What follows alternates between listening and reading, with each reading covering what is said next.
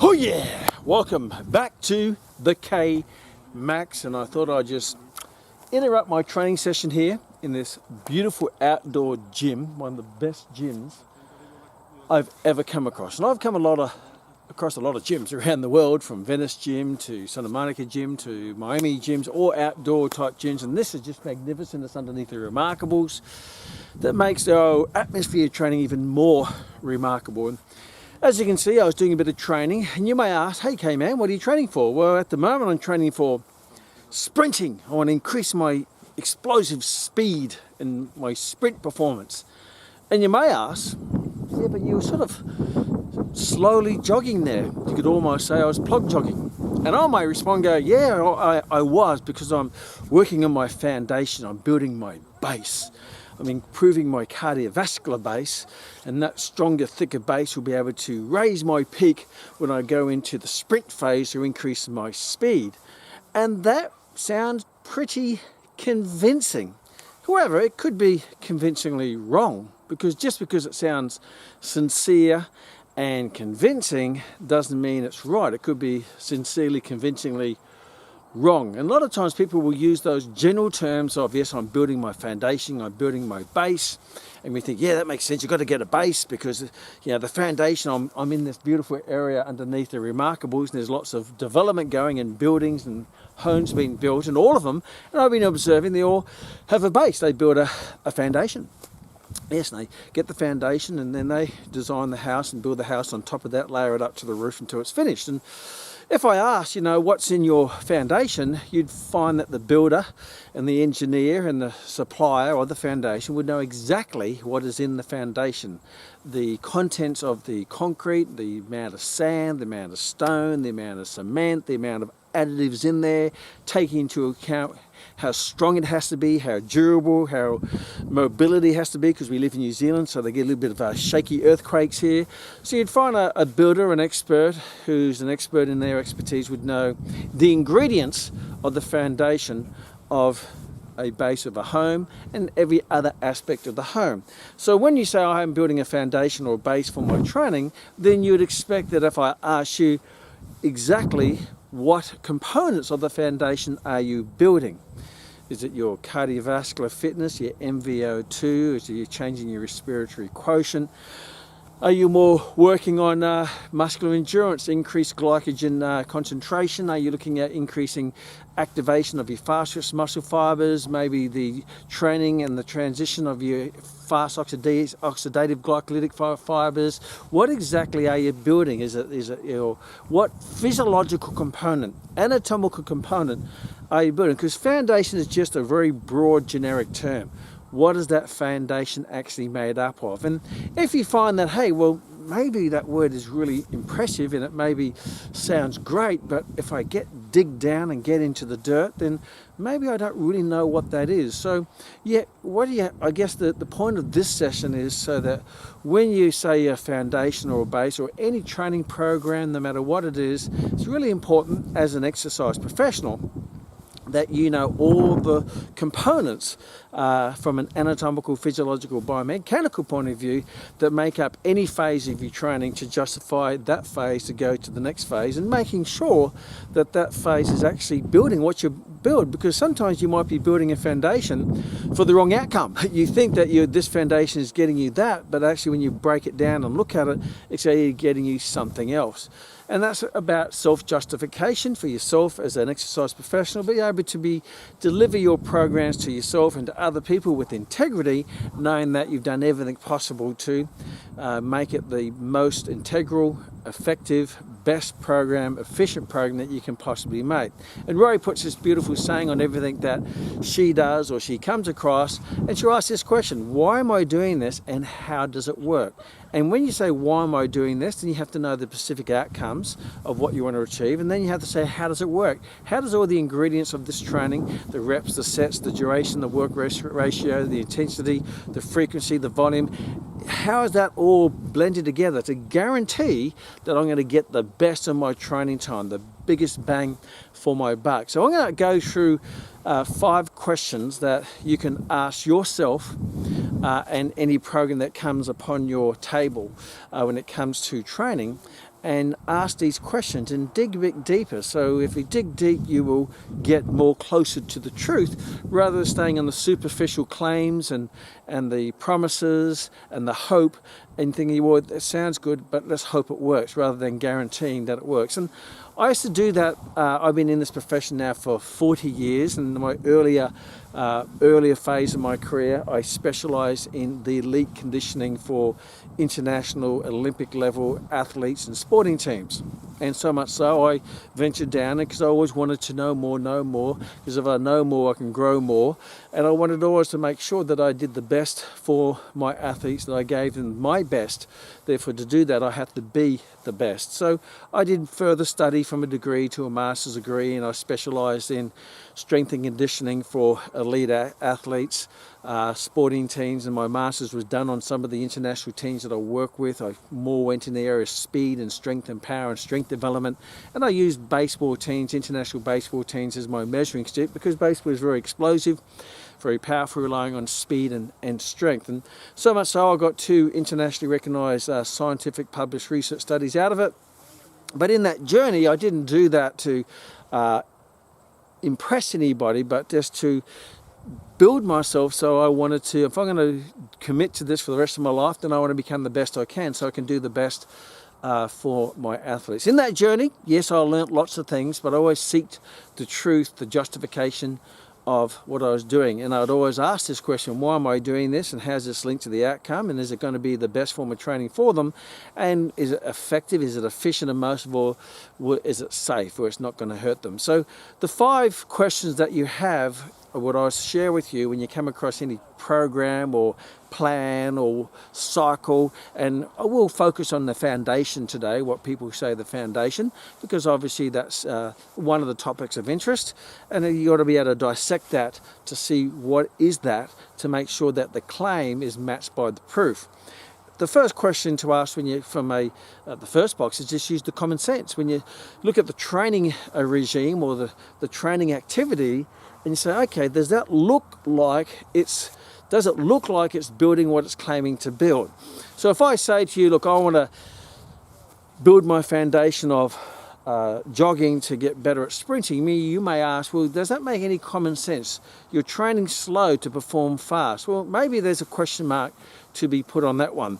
If I'm saying I'm increasing my cardiovascular fitness for running, but I go swimming, and I'm not to say that swimming doesn't build your cardiovascular system, but is it the best base that you can build in that activity for running? So if I want to get better at running, then why am I swimming? So that doesn't make any possible common sense. If I'm exercising on the ground but I perform in the upright position, if I'm training on the ground to perform in the upright, then you say, well, that doesn't sort of make any common sense. So the common sense is a good overall measurement of, okay, that doesn't make any sense, so let's dig it deeper, and if it doesn't make any sense, it's probably nonsense. So as the old classic saying goes, the first one is the common sense rule. The second one is the position, what I used to call the overall body position, and that's sort of an extension of the common sense rule. If I'm performing in the upright position but I'm training on the ground, well, my body is on the laying down supine position, but I'm actually training in the upright position. Well, that doesn't make any sense. If I'm swimming to increase my running speed, then I'm in completely different positions. One I'm laying down and the other one I'm standing up. So a lot of people will put their bodies in interesting positions, whether it be laying on the ground or laying on balls of air and rolling around, or hanging from ceilings on vines and stuff like that. And you say, well, first of all, it doesn't make any common sense, but also the reason why it doesn't make any common sense is because your body's in a completely different environment, it's a completely different position overall. So that doesn't make any sense. Why do I train my abdominals in the laying down position when they perform in the upright position? Well, that doesn't make any common sense, but also just purely from a position, I'm training my abdominals or whatever it might be in the laying down position, which is not the position that I perform in, because I perform in the upright position if I have an upright. Maybe there might be some form of conditioning on the ground if you're a wrestler or Brazilian Jiu-Jitsu type, and that might be justifiable. So number one is common sense. Number two is your position. And Even if you even go even further, if you look at the actions of sprinting versus jogging as I use, when I jog I stay more upright, when I'm sprinting I'm really leaning forward. So straight away there is a slight difference in body position from sprinting to jogging. So that position doesn't sort of match up either, because ideally you want to make sure that all the roads that you're building in your foundation lead to Rome or lead to peak performance, and they're leading in the right direction. All the paths, all your anatomical, physiological paths are leading that way. The next question is what I call biomechanics. Biomechanics is looking at more of a breakdown. We looked at more broad, common sense, broad body position. Now we're getting a bit deeper into biomechanics, means the movement patterns of the actions that you're doing in training, and those movement patterns, are they related or specific or more applied to the functional outcome? So you might be training for sport specific reasons or just general functional reasons for life or performance for sport or whatever it might be. You have to look at, yes, the common sense, the position, and now the biomechanics. What are the actual joints doing? And I use different examples to which not necessary to limit yourself to that sport, but to go use those principles and philosophies to be able to apply to all sports that you're involved in, or all activities or goals that you're involved in, so you can dissect it all and break it all up and see it for what it is, and then say, okay, well, those ingredients are, yes, they're in sync with my performance dreams or outcomes or goals, or wait a minute, they're not at all. I'm actually spending a lot of time and effort on something which isn't going to make any difference and could be counterproductive in terms that it's taking away time where you can do something else, counterproductive that it's training the wrong systems or the wrong anatomical structures or the wrong physiology, means it can be contradictory to your performance, can reduce performance, and it could also have that volume repetitive strain effect where it actually could lead to injury because you're just doing inappropriate activities, and I'll share some examples of that as well. So biomechanics is looking at individual joints in the training programs or exercises, and it's a bit more micro observation to say, okay, that's connected, that's heading in that direction, or versus, well, wait a minute, all my actions, I want to go north, but actually my actions are heading me south. So that's not the direction I want to go. So you got the biomechanical, then you got the muscular activities of the muscle activation, because different goals and different performance levels require different muscular involvement, different muscular levels of force and power and production, and then we go into, once you go into that, then you have the physiology. Is it the appropriate physiology? Means the physiology is the fuel that feeds the muscular to move the biomechanics, which is the joints, to perform in the body position that you want. So really, they see how they're connected. You got the physiology, which is the fuel, means the petrol in the car that fuels the muscle, which is the engine, that then moves the joints, which is the wheels, that then moves the whole vehicle in the right position, and then common sense in the right direction. So the physiology of what you're doing, and then I guess last is what I call more the psychology. Is that activity preparing not just your body but your mind for that level of performance? So if you're not used to training the mind to adhere to the pressures and the stress that are applied in that sporting activity, then you may find if you train lazy, then you're not going to perform with focus, if that makes sense, because the body will only go where the mind will allow it, which is the overall psychology in the overall program. We'll talk more about that. So if I use a few examples, one of the little ones, which a simple, which I just used, jogging in, and I'm training that as a foundation to build a base and a strong foundation to prepare me for sprinting. Now, not to say that some activities that you may implement into your overall training program that you use, but not necessary to build a base, but you may use them for therapeutic reasons. You may use them for maybe a bit of variety in the off season to take the normal repetitive stresses off the joints and the muscles in the body that are more in that sport. You're going to keep training the body, but in a different environment to relieve those stresses, but still apply good stresses in the body to keep it fit, strong and healthy. So that may have a form of cross-training in the appropriate time. In the off-season, you may use some activities for more therapeutic reasons. It means you're rehabilitating from an injury or whatever it might be. You're trying to unload certain joints, but you still want to train the cardiovascular system, even though you can't use those specific joints. And we'll dive deep into that. And possibly you may do some activities as just a bit of a mental break, a bit of recreational type thing, just to keep you sane rather than doing the same old focus. But you've got to make sure that they're all in a proportional level that add to the value of the overall program, not take from it. They add to pushing you in the right direction. Sometimes you need a bit of time out. Sometimes you've got to take the race car off the track and get a bit of a service and give it a tune up and get it back on the track, and understand that. But that's more supplementary reasons. So I want to focus more on the foundation to actually build that elite level of performance that you want to achieve, whether it be for your life or for your sport. So I may say, okay, common sense here, plug jogging is not necessarily making any common sense that's going to enhance as a foundation for me to sprint. That just doesn't make. Why would you train slow when you want to perform fast? Common sense, big question mark there. If you have a look at the overall body position, plug jogging, I'm more upright, and body position in sprinting, I'm more dynamic in this way. So from a position point of view, yes, it's upright, but it's certainly different center of gravity. When I'm plug jogging, my center of gravity is more down my midline, but to sprint, I need to lean more further forward. So from a body position, it's not going to be in sync directly with sprinting. So I'm training the body in an upright position, where in sprinting, I'm really getting that forward lean. Then we go to the biomechanics. The biomechanics is obviously the breakdown of the individual joints. Well, first of all, let's start from the bottom up. When I plug jog, I tend to heel strike the ground. I hit the heel on the ground, and I run this way.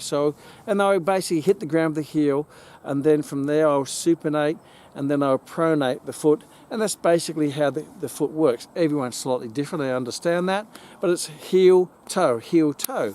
That's what we tend to do when we jog, because that's efficient and it gets me going, and it's efficient to keep me going for a long period of time. But when you look at sprinting, when they take off, bang, they're pushing off the toes, and they're pushing through the toes with maximal speed. So even if you look at that one particular joint of the biomechanics of the ankle, you'd find that they're very, very different from heel strike to toe versus toe to push into sprinting. Not to mention all the other aspects which I briefly mentioned is the biomechanics of my body when I'm sprinting in full action versus plug jogging. And when I plug jog, or just jog, which we call long, slow distance, it's not as critical as it is in sprinting. Where in sprinting, it's a short period of time, everything counts. So you have to be as effective and efficient as possible.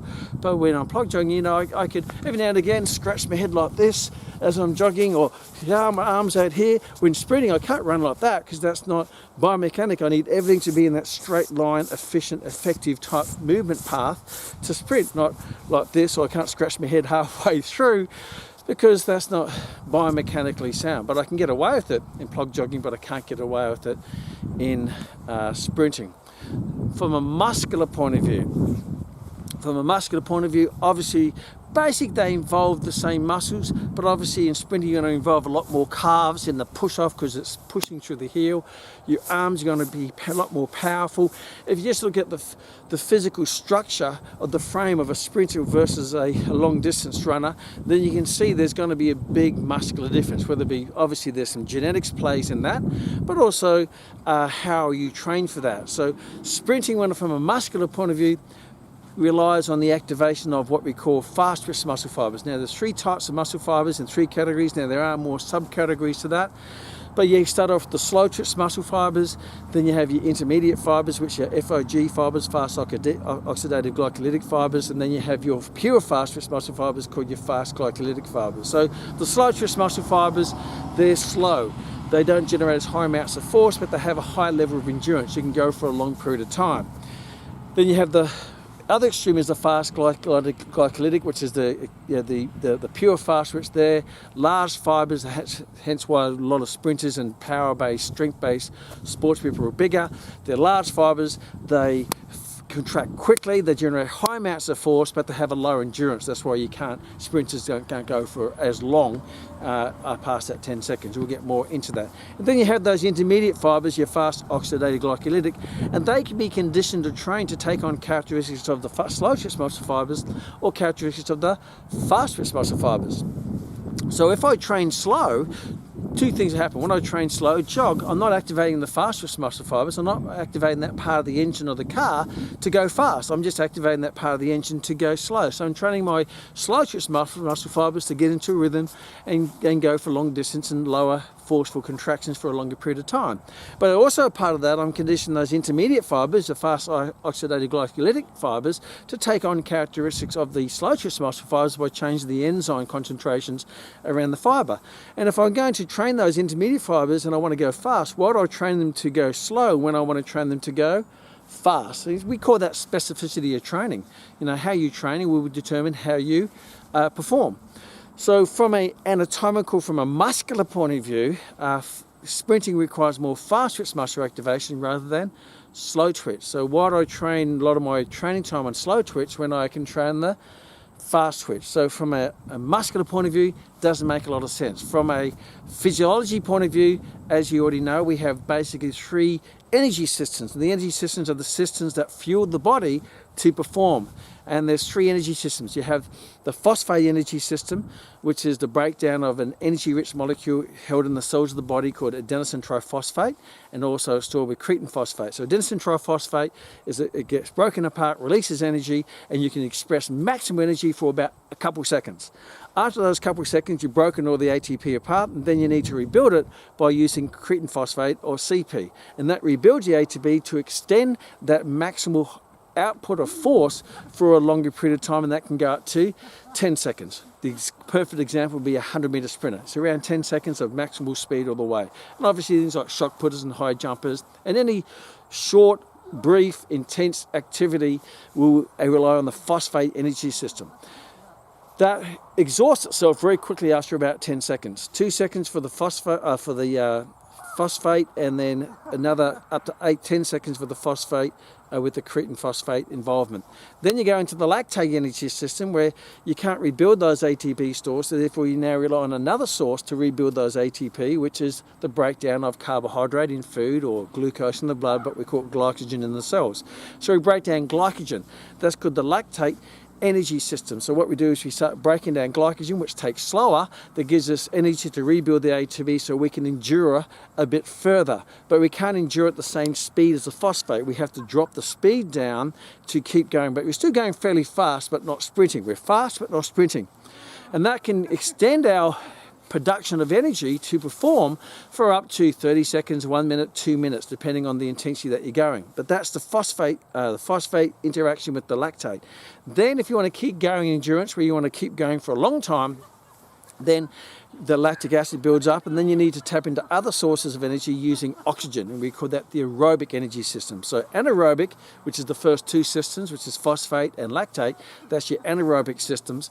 Then you have your aerobic system where you breathe in oxygen to break down your fuel aerobically, which takes longer, and you break down your fat, your carbohydrate, and a little bit of protein. And that produces energy at a slower rate to rebuild the ATP. Because you're producing energy at a slower rate, it takes slower to rebuild the ATP, to use the ATP to produce energy.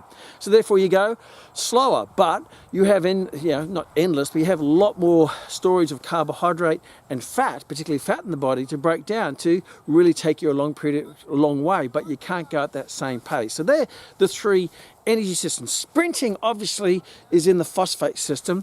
In the lactate system is things such as the 400-meter run, which is around about a minute, around the minute of maximal effort around the 400-meter track, and if I restrict my analogy to running. And then you have the long distance 5K, 10K marathon, which is the aerobic. So if I want to train and be specific physiologically to sprinting, I want to be tapping in conditioning and developing all the enzymes around phosphate energy production in those first 10 seconds rather than lactate or aerobic. So doing long distance running, yes, it's building a foundation, but it's not directly building a foundation to really stimulate or develop or enhance my phosphate energy system. you're training by heading south, but you want to go north. It's the opposite ends of the spectrum. Aerobic conditioning way down here in the energy timeline. You can't see my hand, and phosphate right here in the start of the energy. So marathon running or long distance training here, and this end is sprint training or phosphate activation. Aerobic activation, and something in between is going to be the lactate. So that's the next question: is your training foundation, is it activating the right energy system or the fuel supply for that activity? Because you have three different sources of fuel. In petrol, in a car, you only have one, which is petrol. And petrol is, I guess, in the body like ATP. But in the car, we break the petrol apart that produces energy or releases energy, and then the car goes. And when the petrol runs out, we fill it back up. But the body has an amazing ability to break that energy apart, which is ATP, which is the body's source of petrol. But we don't fill it back up. We can, obviously, indirectly through carbohydrate and fats through our food, but straight away we can rebuild that ATP. But to break molecules apart, that releases energy. To rebuild the ATP, we need energy, and that's where we get that energy from breaking down our substrates of energy, which is your fat, carbohydrate, and protein. So we break down that energy to rebuild the petrol to drive the engine. But the speed of rebuilding determines what energy system we're in. So if you're in the phosphate, it's very quickly and it's all broken down. If you want to we rebuild it using CP for up to 10 seconds. But if you want to keep going at a high intensity, we have to drop it down, because now we have to break down glycogen, anaerobic without oxygen, and that can rebuild the ATP at a lower rate. It's still fast, but extends us up to 2 minutes. And then if you want to keep going, then we have to access oxygen to break down fat and carbohydrate, a little bit of protein aerobically, and that goes slower. Therefore, I can rebuild the ATP, but overall I'm reducing energy at a slower rate, because energy is being delivered at a slower rate to rebuild the molecule to produce energy. I'm not going to dig too deep. I know I probably went a bit deeper than I wanted to there, but that gives you an understanding. Is your training from a physiological point of view, is it linked to the outcome and the performance?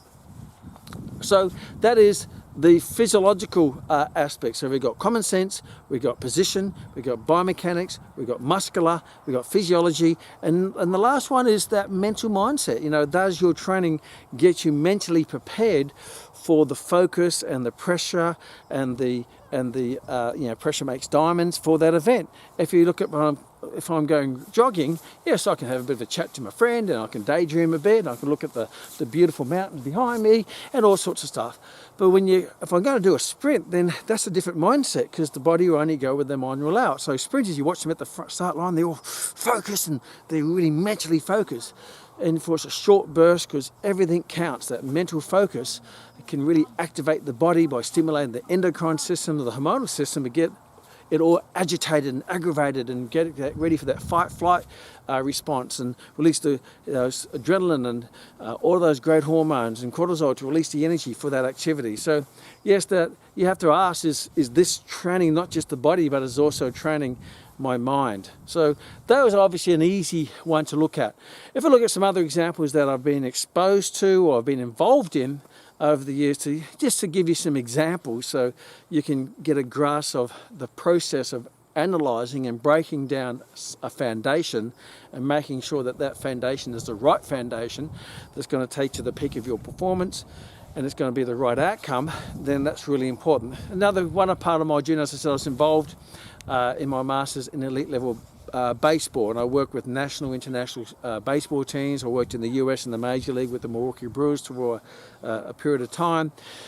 And I always remember in my experience coming across some things in the culture and tradition of certain sports, whether it be baseball or other sports I've been involved in, and I think, well, that's what they're doing doesn't make a lot of sense. And a lot of the sports I've been involved in, I haven't had any practical experience in. I'm not a baseballer. I used to play cricket. I'm involved with the Olympic teams and Olympic level kayaking through the Australian Institute of Sport. I'm not a kayaker. I fall out of kayaks. But because I had, I guess, those virgin eyes, and I look at things which I don't have any emotional connection with, or not connected to tradition, or this is the way it's always been done, and this is how some guru in the past has did it, then I'm more likely to see it for what it is rather than what I want it is. And that was, I guess, one of my advantages, is because I had quite an analytical mind when you're looking at things, and be able to break it down and not being emotionally connected to it, so I can actually see what it is rather than what I want it to be. So baseball is one of those classic examples where a lot of the training protocols and training methods didn't make a lot of sense, because how does that relate to baseball? Or even in kayaking, how does that relate to kayaking? And over time I had an influence in developing programs that use science and anatomy and physiology and biomechanics as the foundation to improve people's performance. So I'm no technical baseball coach or kayaking coach or technique coach, no idea. Martial arts and fighting, I'm very good at that. I've been doing that since I was 10 years of age, but these are not. But I do know anatomy, I do know physiology, do know biomechanics, because I guess my master's was in sports biomechanics. So technically speaking, I'm a sports biomechanist, because I'm involved in muscles and forces and angles and all sorts of that fun stuff. So baseball was a classic. I remember working with a team of pitchers, or working in the off season. I looked at pitching, and if you look at baseball pitching, it's explosive. Basically you get a ball, you're on a mound, and you got to throw the ball as fast as you possibly can. Excuse if you're a baseballer pitcher watching my technique. Don't laugh. No, have a good laugh. And you get there and you line up and you whoosh, and you throw the baseball as fast as you can, whether it be a straight ball, curve ball, and all that involves different slight adaptations in technique. But it's very, very explosive. So if we have a look at that overall analogy, if you break it all down and you go through that process, you can say, okay, well, I can break it down from a common sense, from a body position, from a biomechanics, from anatomy, from a muscular, and all that sort of stuff. So I train these guys based on the good principles of all those components which I just shared with you. And we're coming into the pre-season, and I was training them, and then I'm not involved in the runnings of their baseball training, but I'm in control of what they do in the gym and off the field. But I was out training one night, and I was running where the pitchers were, because at that time in the pre-season they said they were the strongest they've ever been. They had no injuries. They were throwing the fastest they ever have. They felt the best they ever have. And they were powering up. They said, when I throw a ball, you can see fire and smoke come off it. Slight exaggeration, but that's how they felt. And I was very happy that I got them to their peak physical condition, so then they can apply that physical strength and power and speed to their technique of their pitching to prepare them for the upcoming season. And I was at training and they weren't there, and I said, where are all the pitchers? And then they all came jogging in. And I said, where you been? And they said, well, I've just been for our run. We're doing a 5K run, and we're going to build that to a 10K run. And I said, well, why are you doing that? And they'd been advised by another person who was a colleague of mine, but they were more in control on that side of things, where I was in control of the gym, but they were more in control of this. And I said, why are you doing that? He said, well, that's going to build our base. It's going to build our foundation, so we can have the endurance of pitching throughout innings. Now, an innings consists of anywhere between 60 to maybe top end 100 pitches, and they don't stop pitching because they're not fit or they're not strong. It's just because they're smaller muscles, the rotator cuff, the full rotator cuff, which is the supraspinalis, infraspinalis, teres minor, and subscapularis, particularly in pitching, puts a lot of stress on those structures, those small stabilizing muscles that are deep in the glenohumeral joint, and they put a lot of strain on the infraspinalis and teres minor, which are the lateral rotators, and they're more the eccentric contracting brakes of the shoulder joint. And I'm not going to go into it, but you really have to look after them, because if those little muscles flare up or tear or get strained or whatever, then they're not pitching at all. So the only reason why they stop pitching is not because of the physical fitness and strength, it's more those smaller muscles.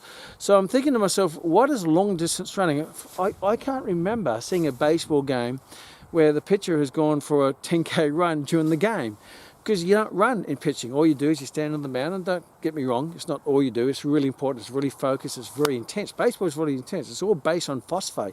When the ball's out of play, nothing's happening. When the ball's in play, it's sprinting everywhere, whether it be the pitcher throwing the ball as fast as they can, or the hitter hitting as hard as they can, or the outfielder sprinting for, or the infielder getting the ball and throwing it to first base, or the catcher catching it and throwing to second base. They run the runner out. Everything is really, really fast. So all of a sudden I have this team of pitchers doing slow, long endurance, and I thought that's very interesting. Didn't make any sense. So from a common sense, didn't make sense. From a position, well, they're jogging, but really the position of pitching is this, not this. So a position overall doesn't really relate. From a biomechanics, well, yeah, the legs don't do this when you're pitching. The legs, you can't see my legs, but there's a technique in doing the legs. So there's maybe better things you can do biomechanically for your legs, whether it be squats or single leg step ups or something like that, because it's unilateral with a rotation and you put force. But I'm not going to go into that. So from a biomechanics, it doesn't make sense. You don't pitch with the arms like this, jogging. This is the throwing action. So then you go into the muscle anatomy. When you look at, pitching is all fast twitch. It's a light load with maximal speed, phosphate generation, but fastest muscle activation, fast for the whole body and winding it. Yet you train the body slowly. Physiology, it's all based on phosphate. It's not even using creatine phosphate. It's just ATP, because this happens within a second of the throw. You don't even have to use ATP to endure that high expression of force. Yet the long distance running is aerobic. It's aerobic energy system, where this is phosphate energy. Long distance is slow twitch muscle fibers. You're not even using the upper body, where pitching is fast twitch muscle fibers. So from a physiology, it doesn't matter, and even from a mental mindset, pitching is very focused. It's very you get into that zone, and then you have to play mind games with your opponent. So again, using that example, that didn't make a lot of sense. And unfortunately, some of the pitchers, as they went into the season, they had a great start of the season, but by the end, a lot of them were getting due to all that added volume of training. They were overtraining, they were losing strength, they were losing muscle, and some of them actually got injured. And sometimes that extra foundation training is not appropriate to the outcomes that you want, but it can be contradictory, because slow distance is going to add that volume of repetitive strain through the body, a bit of muscle wastage, a loss of strength, and eventually an injury. And that's the last thing we want for you or your clients or your sporting team, whatever it might be. So there's a classic example of using baseball as an analogy. Now, as you know, I'm a fighter. I've done boxing in my younger days, and judo and taekwondo, and I was a professional kickboxer in the day. So obviously how I used to train when I was young, I still compete to this day. And because I'm a bit more vintage of age, I had to be smarter. But I started learning to get smarter and using anatomy and physiology and biomechanics as my guidance in my early career, rather than and this is how he did it back in the old days, and back in the Jack Jackson days, or Jack Dempsey days, wherever it might be, or Jack Johnson I'm referring to, all the different old boxers. So I found a lot of the things that boxers or kickboxers did. I thought that doesn't make any common sense, it doesn't make any positional sense, biomechanical sense, anatomical sense, physiology sense, or even mental sense. I use a classic example of one component of this, of which I used to do in my early years, but I stopped doing it because it didn't make any sense. There's a lot of boxers or kickboxers or fighters, they would build a foundation by, in the morning, what do they do? Like in the Rocky movie, they get up and they raw eggs, boom. I'm not going to open up that little box. And they go for a long 5-10K run in the morning, and they go for a jog. And a lot of the time it's basically a plug jog. They might do a bit of a sprint at the end, up the stairs like Rocky, or sprint at the end. And the fruit people throw fruit at you. You probably know if you watch the Rocky series. But a lot of it, though, is a tradition. They always start the morning with a long, and that builds that cardiovascular, that foundation, that base to endure through the 5 rounds, 10 rounds, 15 rounds. So first of all, what fighting you're doing, I only have to do 2 2-minute rounds now in the style of fighting which I do, which is ITF Taekwondo, and a bit of Waco kickboxing. When I was younger, as a professional kickboxer, I used to do 10 rounds. So obviously, I probably need a bit more endurance to get through the 10 rounds. But what is interesting, if you look at jogging for the fighting, first of all, it goes back to common sense. Why am I doing this? And you see people jogging around the ring or the mat? that's not what they do in the ring. They don't plug jog around the ring, but that's what you're doing for your training. So common sense, it doesn't make any common sense. From a body position, I'm upright, I'm rhythmical in a straight line, but when I'm boxing, I'm jumping around and going lateral and going around and all that. So I'm moving around. So straight away, the position of my position is very different than when I'm jogging. From a biomechanical point of view, when I'm moving around in boxing or kickboxing or fighting arts, whatever, or combat sports, a lot of the time I'm on the ball of the feet. I'm on the ball of the foot, I'm going lateral, I'm coming around this way, through in and out. But plug jogging is just, I'm actually doing running heel toe, upright, rhythmical arms. So you may say, well, that biomechanics in that position is not really relevant to fighting. Maybe an idea is to get fitter doing what you're going to get fit for, rather than getting fitter for something which you're not going to do and hoping it's going to have some crossover effect. And don't get me wrong, every form of training will have some form of crossover effect, but the idea of this is to maximize that crossover effect so you can train more effectively and efficiently and stop wasting time, and most importantly, not get injured, because that adds a lot of volume and repetitive strain to the body. Then you have a look at the muscular activation. Then if you look at muscular wise in fighting, a lot of it's fast twitch. I don't punch slowly, my goal is to punch quickly. So if I'm fighting here, I'll boom, boom, boom, boom, move around, duck weave, up, ba, boom, and ta-ta. Everything's fast. Ideally when I hit someone, I hit fast, because power equals speed by strength, without opening that too much into that.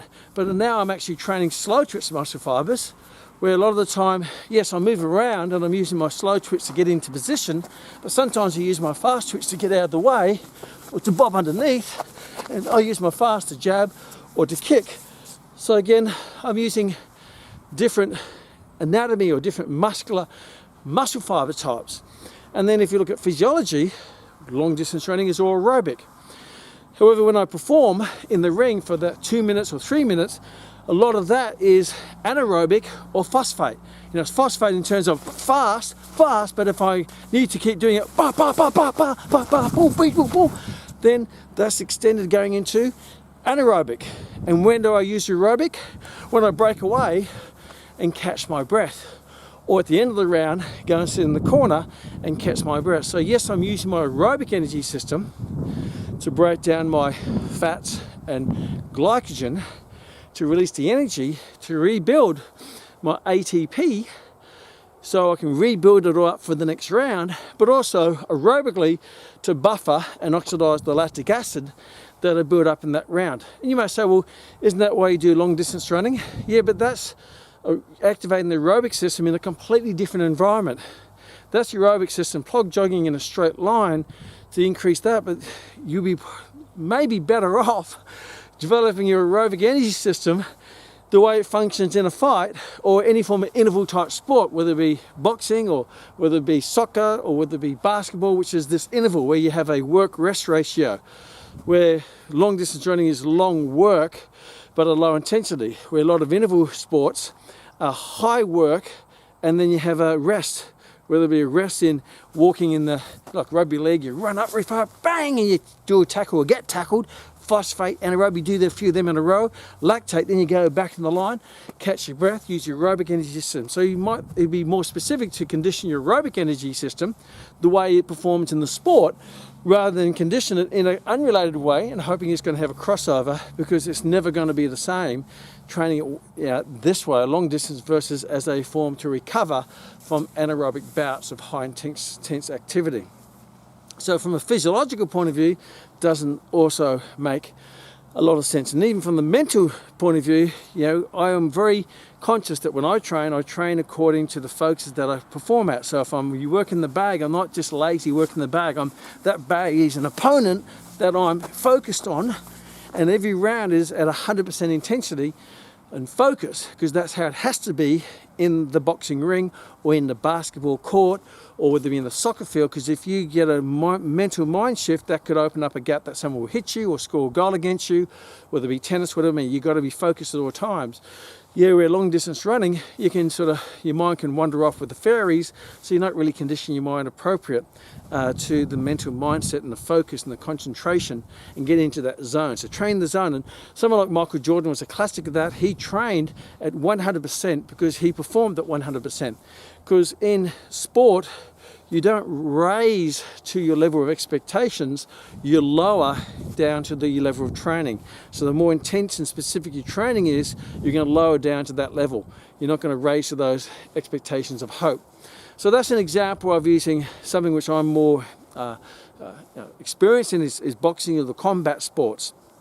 Another example might be powerlifting, and I've been involved in obviously in strength and power in the times where I've come across people who are saying, I'm going to develop because powerlifting is 1 RM bench press, 1 RM squat, 1 RM deadlift. And I see a lot of time people doing a high amount of volume of work, where they might be doing, say, 15 sets of 12 repetitions. And I say, why are you doing 15 sets or 10 sets of 15? Why are you doing this high volume of work? Why are you doing 15 sets of 10 or 10 sets of 10 when you're in the sporting performance, you only do 1 set of 1? That doesn't make any sense, because 15 sets is completely common sense, doesn't make any common sense. From a body position, you're more in you look in the right body position when you're doing a high load or a low load.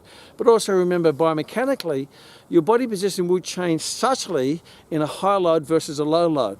I remember a study which I was reading once from a biomechanics research study analysing the biomechanics of doing a 1 RM squat versus a 10 RM squat.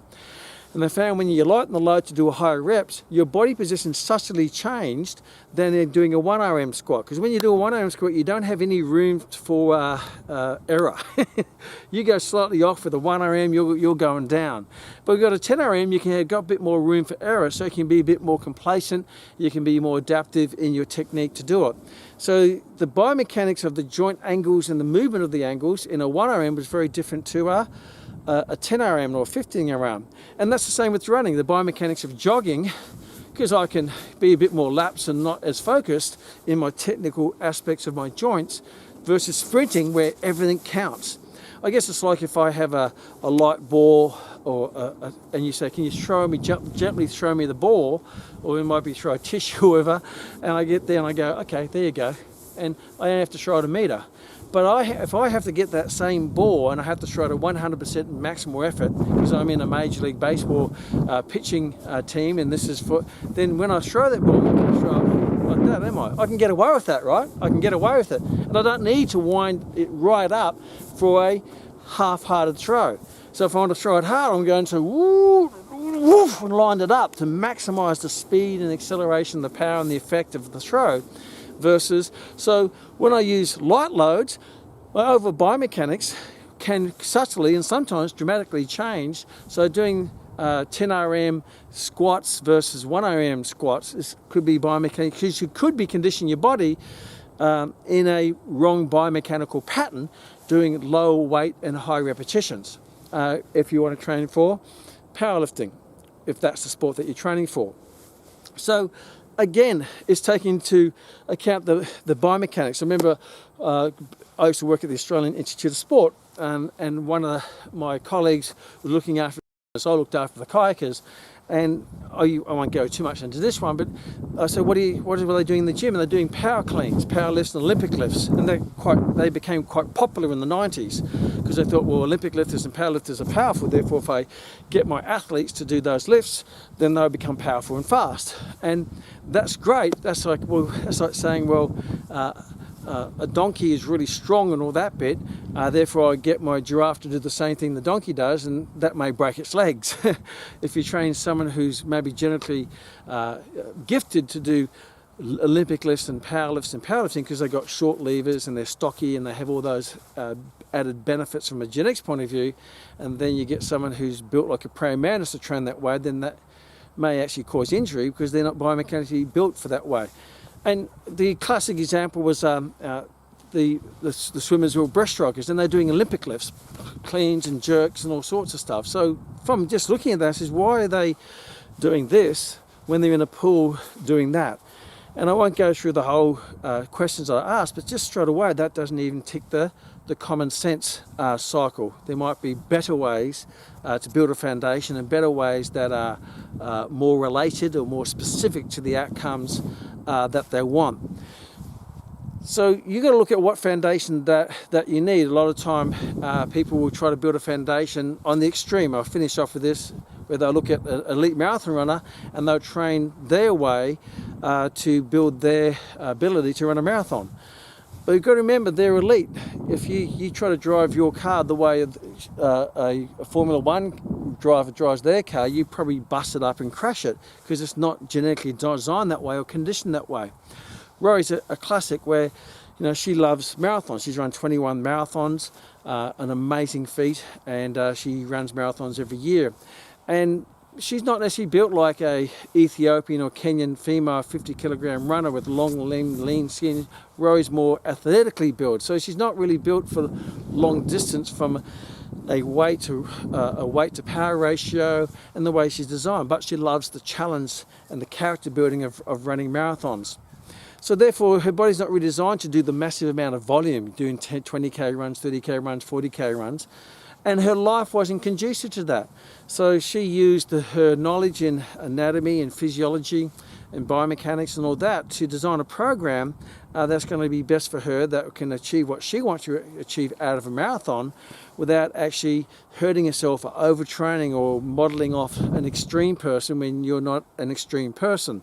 So what she integrated into her lifestyle was really short, brief, high intensity interval training. And that got her physically strong. To founded that with she did a lot of strength training with that. They made her tendons and her bones and her muscles strong. She increased her cardiovascular fitness through more interval training, because it's more time efficient. It actually got her fitter faster. Her aerobic system was built through the recovery cycle of that. And with doing anywhere from 15 to 20-minute training sessions per day, she achieved quite great times in those 21 marathons. And for someone like that, just to do a sub 4-hour marathon is quite an amazing feat. But she didn't do the ridiculous, because a lot of time people will do massive amounts of foundation work for their first marathon. They'll burn themselves out, they'll overtrain, they'll get the marathon done, they'll finish the line and say, I'm never doing that again, because they compromised their whole life, and they did all this massive training that led to possibly injuries because they weren't conditioned for it, they're not genetically gifted for it. And some of the injuries I've had in the past, in my early kickboxing days, was not from the training in kickboxing, but from all the supplementary training. I ended up getting plantar fasciitis, I started getting osteitis, patellofemoral syndrome, and that didn't come from the quality brief sessions of boxing and kickboxing. They came from the long road runs and the distance work and the plug jogging, because that created that repetitive strain injury. So that was not necessarily building a foundation, that was actually breaking the foundation. So you've got to be careful that your training is building the foundation with the right intensity, with the right frequency, with the right training tool to make sure it's specific. So just to recap, those things that you can ask yourself for any training program: number one, does it make common sense? Number two, is the body in the right position? Look at the sport, look at the outcome. From like if it's a shadow, where they have those screens with the light in the background. If you look at the shadow of the sport, then you look at the shadow of the training. Do you say, could you sort of see some relation to it? Well, body position doesn't make a lot of sense. Then the next to break it further down from that. And if it does make any common sense, then you probably don't even have to go any further. But if it doesn't even tick the body position box, you don't even have to go any further. Why would I go swimming to get fitter for running? Why do I go swimming to get fitter for cycling? You're not going to have a good crossover, as good a crossover in actually doing the activity. That's called specificity of training. Then the next breakdown is looking at the biomechanics, which is the joints. Again, look at individual joints, the foot, the action joints, obviously, that contribute to the performance, so break it down into the joints. Then you can look at the muscles. What are the muscles? Are they performing at the fastest fibers? Are they slow twitch fibers? Are they more endurance? Are they power? Are they strength? Are they agility? And the muscles. So look at the muscles and the performance of the muscles. Are they in line with the outcomes that you want? Why train slow if I want to go fast? Why train on the ground if I perform in the upright position. So these are just some common things. Then you look at the physiology. It means is the duration of the event, is the work-rest ratios, the energy systems. Is it phosphate? Is it more lactate? Is it aerobic? Or is it a combination of those, such as interval type sports such as basketball and boxing and all sorts of stuff where you have different ratios? And are you training according to the ratios that's going to build a great appropriate foundation specific to the sport to give you the ideal outcome? And then the mindset, are you going to be focused? And my last example of doing a 10 RM squat or a 50 RM squat versus 1 RM squat, the mindset of doing a 1 RM is very different than the mindset of, hey, you can sort of mess up the first couple and it's not going to make any difference. At the start of a marathon, you can mess up the start and trip and go, oh damn, scratch your head, tie up your shoelace and still run, and you have plenty of time to make it up and win the event. But you don't have that at 100-meter sprint. You have to be 100% on mentally and physically to win the event. So the last one is, does your training not just develop the body but also develop the mind to get you in there, that physical and the mental zone, to get the outcomes that you want in an effective, time efficient, but most importantly a safe way? Because if you're injured because you do too much or too much of the wrong thing, or biomechanically the wrong thing, then that's going to lead to injury. And if you're injured, then that's the end of your goals, because you can't train to get your goals. So, hope that's been helpful. Ask those questions, be honest, and I'll see you in the next K-Max.